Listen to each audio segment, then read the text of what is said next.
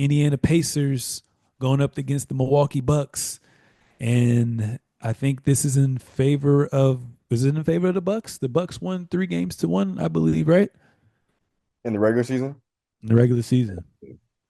Won 3 games to 1. Obviously, the biggest thing is Damian Lillard is still up in the air. I don't think he's been completely ruled out. I think it's going to be one of those series where even though he isn't completely ruled out, they're going to take it game by game, and if he's needed, maybe he'll play. But I'm just going to have out of sight, out of mind. He's not playing. But what are your thoughts on this Bucks versus Indiana Pacers series?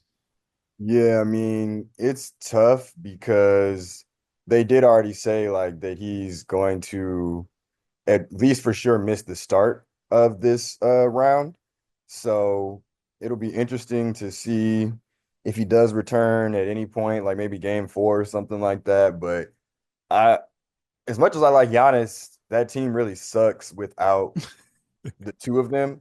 Like they're one of those where it's like if you don't have these two, then you don't have nothing.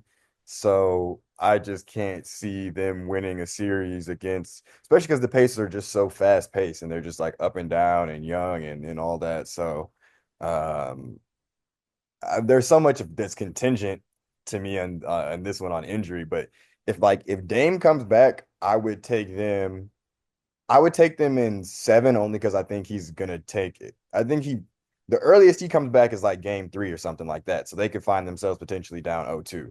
Uh, but if Dame doesn't come back, I think this could be over in 5 or 6 in favor of the Pacers. Mm, damn. Okay. Okay. Um. Because Kuzma ain't doing nothing.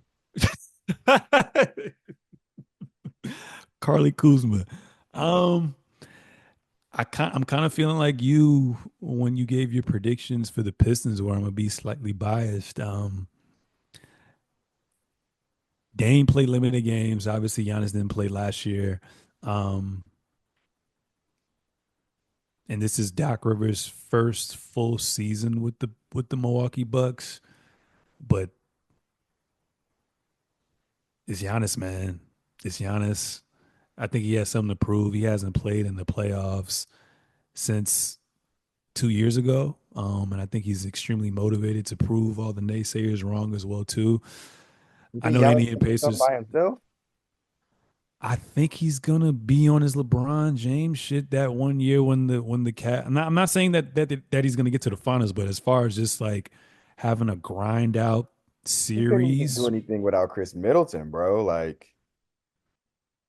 I just think his history shows which isn't a knock because everyone needs someone else. Like, nobody really hmm wins without somebody else. But like, yeah, he's, and I don't think that, at least to me, I don't think that this is prime Giannis. I think he's still, say he's at like 97% or something like that. But I think we've already seen the 100% form of him. yeah. And if he couldn't do it then, I don't know. But sorry to interrupt. No, you're good. You're good. You're good.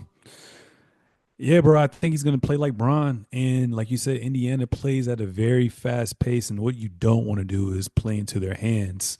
So I think we're gonna see, and we actually like once Dame went out, we started to see Giannis really. I mean, he was kind of forced to become even more of a point forward, but he's literally bringing the ball up the court and he's really slowing the pace down. So I think he's going to have to slow the pace down like how LeBron did, whether it was the first year without Kyrie and Kevin Love in the finals, even though they lost in six, or that year without Kyrie Irving and a bunch of role players with Kevin Love when they eventually got swept as well too. So I think outside of 3 point percentage, you can argue this is one of Giannis's best years from his MVP years. So much more improved mid range game. I think Giannis.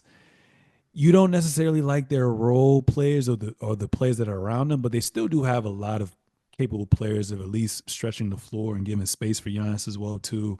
I'm looking at it right now. I know you hate Kuzma, He's but not a floor spacer. Kuzma is not a floor spacer.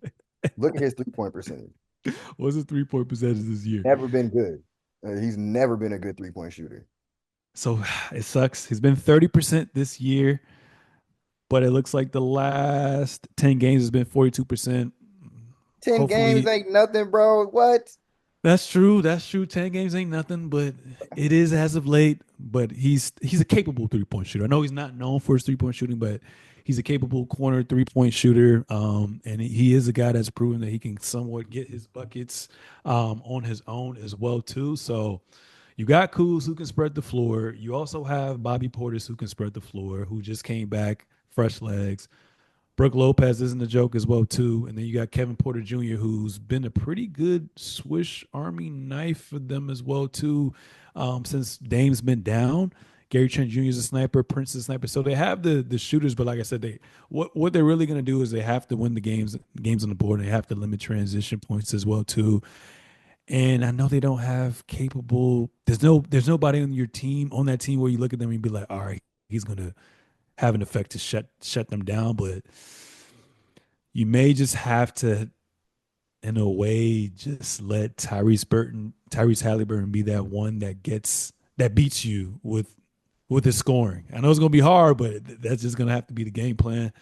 But I think it's gonna go back to back regardless. They both scored a very high clip.